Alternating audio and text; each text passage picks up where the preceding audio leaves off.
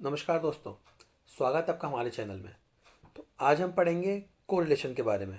Correlation क्या होता है, कितने तरह का होता है, डिग्री ऑफ कोरिलेशन क्या होता है और कोरिलेशन के क्या क्या एग्जांपल्स हैं। तो आइए बिना किसी देरी के साथ वीडियो स्टार्ट करते हैं। तो पहले हम देखते हैं कोरिलेशन होता क्या है। When two quantitative variables having relationship of cause and effect are varying simultaneously in the same or in opposite direction, then they both in correlation. तो कोरिलेशन का मतलब क्या है? When two quantitative variables, quantitative variables का मतलब क्या है? ऐसे वेरिएबल जिसको हम क्वांटिफाई कर सकते हैं, जिसको हम नंबर्स में शो कर सकते हैं। तो ऐसे वेरिएबल में हैविंग रिलेशनशिप, इस तरह की रिलेशनशिप, किस तरह की? कॉज एंड इफेक्ट वाली। कॉज एंड इफेक्ट वाली का मतलब क्या है कि अगर ये कॉज है तो इसका इफेक्ट क्या होगा? ये इसका इफेक्ट होगा। इससे अगर ए कॉज है तो इसका इफेक्ट क्या होगा? बी इसका इफेक्ट होगा। यानी कि ऐसे क्वांटिटेटिव वेरिएबल्स जिनके अंदर कॉज एंड इफेक्ट वाली रिलेशनशिप पाई जाती है और varying simultaneously in the same और अपोजिट डायरेक्शन, और सेम डायरेक्शन में या तो मूव करते हैं या अपोजिट में मूव करते हैं। इसका मतलब क्या है?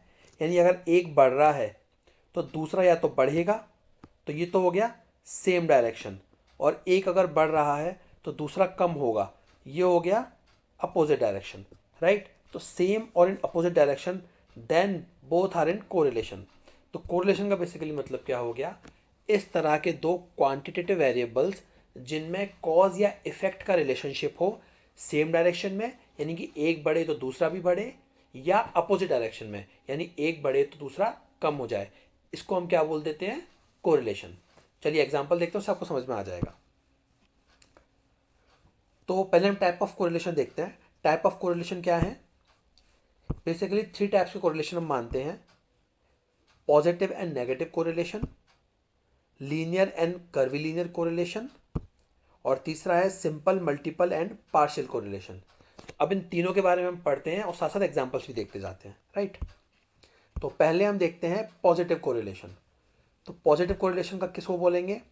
If the value of two series deviate in the same direction, if the value of two series deviate in the same direction, then it is called positive correlation. deviate in the same direction का मतलब क्या है? यानी अगर a बढ़ रहा है तो b भी क्या होगा? बढ़ेगा, सेम डायरेक्शन। तो इसको हम क्या बोल देंगे? Positive correlation, right. वही एग्जांपल लिखा है, if a increases then b increase. Similarly अगर a डिक्रीज हो रहा है तो b भी क्या होगा? डिक्रीज होगा। यानी डायरेक्शन सेम होनी चाहिए।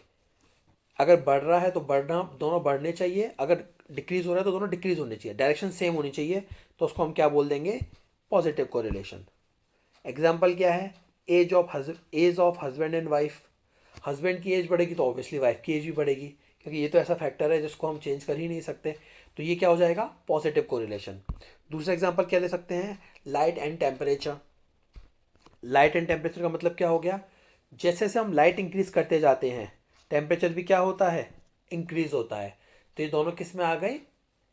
पॉजिटिव कोरिलेशन में। सिमिलरली जैसे जैसे हम लाइट कम करते जाएंगे टेम्परेचर क्या होगा? कम होता चला जाएगा। इसको हम क्या बोल देते हैं? Positive correlation. क्लियर है? चलो आगे देखते हैं नेगेटिव कोरिलेशन। नेगेटिव कोरिलेशन क्या होगा? If the value of two series deviate in the opposite और inverse direction. If the value of two series deviate in the opposite and inverse direction. Opposite and inverse का मतलब क्या बताया था? अगर ए की वैल्यू कम हो रही है तो बी की वैल्यू क्या होगी? बढ़ेगी। या अगर बी ए की वैल्यू बढ़ रही है तो बी की वैल्यू क्या होगी? कम होगी। मतलब इनवर्स या अपोजिट डायरेक्शन। तो इसको हम क्या बोल देंगे? Negative correlation. यही एग्जांपल लिखा है, if A increases then B decreases, और if A decreases then B increases, right. Simple इसका एग्जांपल हम क्या लेंगे? Increase in temperature and decrease in the demand of woollen clothes.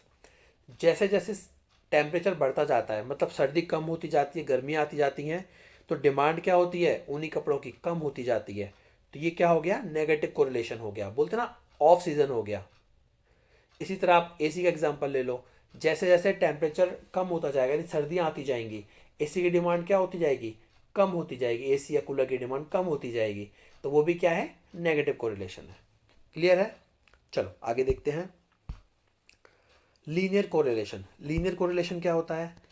If the ratio of change between two variable is constant then it is called linear correlation.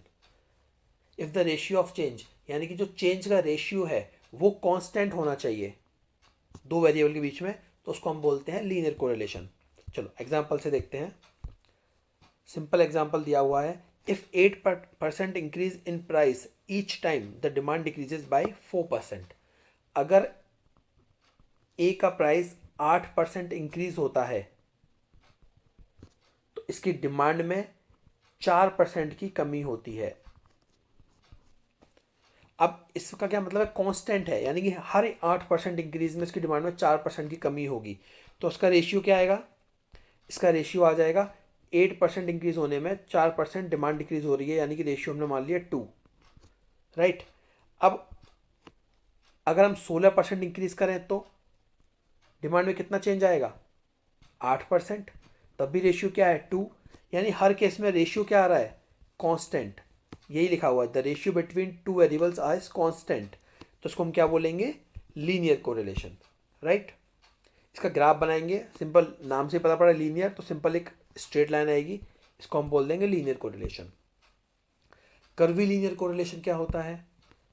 If the ratio change between two variables is at fluctuating rate then it is called curvilinear और non linear correlation.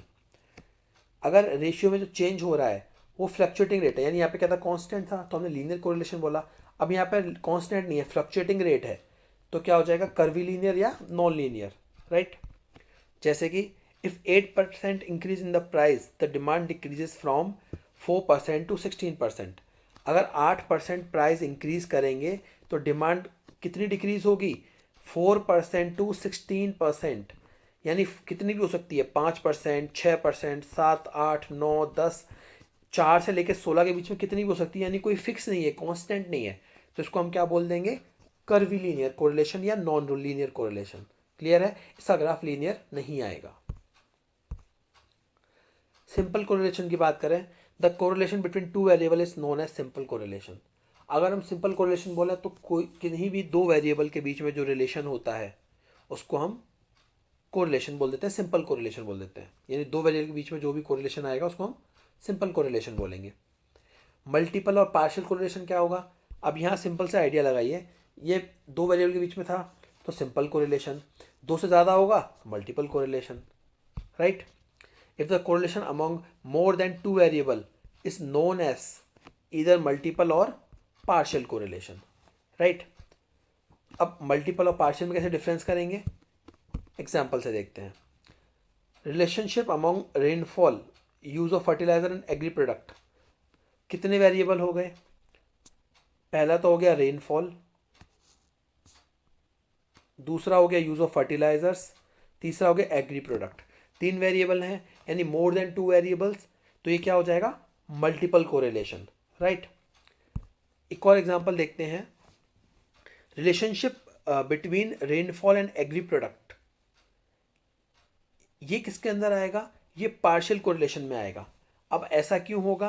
क्योंकि आप तो बोल सकते हैं यहाँ पे दो ही वेरिएबल हैं, relationship between rainfall and agri product, तो उसको सिंपल कोरिलेशन बोलेंगे। सिंपल कोरिलेशन इसलिए नहीं बोलेंगे क्योंकि यहाँ पर यूज ऑफ फर्टिलाइजर कांस्टेंट है, राइट। यहाँ पे एक वेरिएबल कांस्टेंट है, यूज 3 वेरिएबल हो रहे हैं बट एक वेरिएबल क्या है? कांस्टेंट है। यहाँ पर रिलेशनशिप निकाला गया है रेनफॉल और एग्री प्रोडक्ट के बीच में, जिसमें यूज ऑफ फर्टिलाइजर को हमने कांस्टेंट माना है, तो वो हो गया पार्शियल कोरिलेशन। और जब तीनों में से कोई भी कांस्टेंट नहीं, तीनों वेरिएबल हैं, यानी कि रेनफॉल, यूज ऑफ फर्टिलाइजर और एग्री प्रोडक्ट तीनों वेरिएबल, तो उसको हम क्या बोलेंगे? Multiple correlation. तो सीधी सी बात है, अगर सिंपल 2 वेरिएबल के बीच में रिलेशन निकाला जाए, कोरिलेशन निकाला जाए, उसको हम बोलते हैं सिंपल कोरिलेशन। 2 से ज़्यादा वेरिएबल्स के बीच में कोरिलेशन निकाला जाए, उसको हम बोलेंगे मल्टीपल कोरिलेशन। और अगर 2 से ज़्यादा वेरिएबल के बीच में कोरिलेशन है लेकिन उसमें से एक वेरिएबल कांस्टेंट है, तो उसको हम क्या बोल देंगे? Partial correlation. क्लियर है? ओके, चलो आगे देखते हैं। अब बात करते हैं degree of correlation. Degree of correlation क्या होता है? डिग्री ऑफ कोरिलेशन बेसिकली 3 तरह का होता है, यानी कोरिलेशन को हम 3 तरह की डिग्री में डिवाइड करते हैं। पहला परफेक्ट कोरिलेशन, दूसरा एब्सेंस ऑफ कोरिलेशन और तीसरा लिमिटेड डिग्री कोरिलेशन। तीनों का मतलब क्या है हम ग्राफिकल रिप्रेजेंटेशन से समझते हैं। देखो पहले वैल्यू देख लेते हैं। परफेक्ट कोरिलेशन आएगा तो परफेक्ट कोरिलेशन या तो पॉजिटिव कोरिलेशन होगा तो +1 आएगी वैल्यू, और नेगेटिव कोरिलेशन होगा तो -1 आएगी। पर परफेक्ट आएगा +1 या -1, इन दोनों के बीच की वैल्यू नहीं आएगी, तो इसको हम बोल देंगे perfect correlation. Absence of correlation, correlation है ही नहीं तो उसकी वैल्यू क्या आ जाएगी, सिंपली 0, राइट। और 0 से लेके 1 के बीच की जो वैल्यू होती हैं उसको हम बोल देते हैं लिमिटेड डिग्री ऑफ कोरिलेशन, यानी कोरिलेशन की एक लिमिटेड डिग्री है, राइट। तो बेसिकली अगर हम नेगेटिव पॉजिटिव को भी ऐड कर दें तो कोरिलेशन की वैल्यू सिंपली आएगी -1 से लेकर 0 से लेकर +1 के बीच में। ये पूरी रेंज आ जाएगी अपने पास कोरिलेशन की, जिसमें से -1 और +1 तो क्या हो जाएगा, परफेक्ट कोरिलेशन, 0 हो जाएगा एब्सेंस ऑफ कोरिलेशन, और इनके बीच का आ जाएगा लिमिटेड डिग्री कोरिलेशन, राइट। चलो ग्राफिकल रिप्रेजेंटेशन से समझते हैं। सिंपली हमने XY एक्सिस ली, 0 लिया, एक सिंपल पॉजिटिव डायरेक्शन में मूव कर रहा है, इसको हम क्या बोल देंगे, परफेक्ट पॉजिटिव कोरिलेशन। जैसे मैंने आपको बताया था +1 है मतलब परफेक्ट पॉजिटिव कोरिलेशन।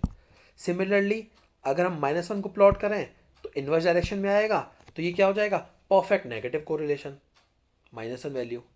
क्लियर है। एब्सेंस ऑफ कोरिलेशन की बात करें तो एब्सेंस ऑफ कोरिलेशन में क्या होगा, बहुत सारे डॉट्स होंगे इस तरह के जिसको हम प्लॉट नहीं कर सकते बेसिकली, या आप बोलो इसको हम एक 0 की तरह प्लॉट करेंगे कि मतलब बहुत सारे डॉट्स आ रहे हैं, जिसको हम बोल देंगे एब्सेंस ऑफ कोरिलेशन या 0 कोरिलेशन, राइट। लिमिटेड डिग्री की अगर हम बात करें तो लिमिटेड डिग्री में क्या आ जाएगा, सारी डायरेक्शन पॉजिटिव हैं जैसे इसमें दिखाया था परफेक्ट पॉजिटिव वाले में, तो इसकी वैल्यू क्या आ जाएगी, क्योंकि एक लाइन अगर 0 पे बिल्कुल स्ट्रेट लाइन है तो हमने बोल दिया था परफेक्ट पॉजिटिव +1, पर यहाँ पे एक से ज़्यादा लाइन्स हैं तो इसको हम क्या बोल देंगे, पॉजिटिव कोरिलेशन है पर परफेक्ट नहीं है, यानी कि इसकी वैल्यू कहाँ से कहाँ तक वेरी करेगी, 0 से लेकर +1 के बीच में। इसी तरह नेगेटिव कोरिलेशन आ जाएगा। नेगेटिव कोरिलेशन में भी क्या है, परफेक्ट नेगेटिव में तो क्या था, नेगेटिव डायरेक्शन में केवल सिंगल लाइन थी, पर सिंपल नेगेटिव कोरिलेशन में क्या आएगा, जो परफेक्ट नहीं है उसकी वैल्यू कहाँ से कहाँ तक मूव करेगी, -1 से लेके 0 के बीच में, उसको हम बोल देंगे नेगेटिव कोरिलेशन। क्लियर है। सिंपल कुछ ग्राफ्स देख लेते हैं। जैसे पहला ग्राफ दिया हुआ है, स्ट्रेट लाइन +1 आ जाएगा, स्ट्रेट लाइन नेगेटिव -1 आ जाएगा। जो मैंने आपको बताया था ना 0 वाला, कि बहुत सारे डॉट हैं, 0 कोरिलेशन है। अब यहाँ पे बहुत सारे डॉट इधर हैं, बहुत सारे डॉट इधर हैं, तो हमने सिंपल एक लाइन खींच दी, तो ये हो गया +0.06, एक एग्जाम्पल के लिए बताया हुआ है। सिमिलरली बहुत सारे डॉट हैं, इसको नेगेटिव कर दिया, इधर तो डॉट्स इनको मैच किया, तो ये आ जाएगा -0.6। क्लियर है। तो हमें समझ में आया कि कोरिलेशन क्या होता है, कितने तरह का होता है, क्या क्या उनके एग्जाम्पल्स हैं, कितनी डिग्री होती हैं, और सबके ग्राफिकल रिप्रेजेंटेशन। ओके, कुछ भी अगर डाउट हो तो कमेंट करके पूछ सकते हैं। Thank you very much.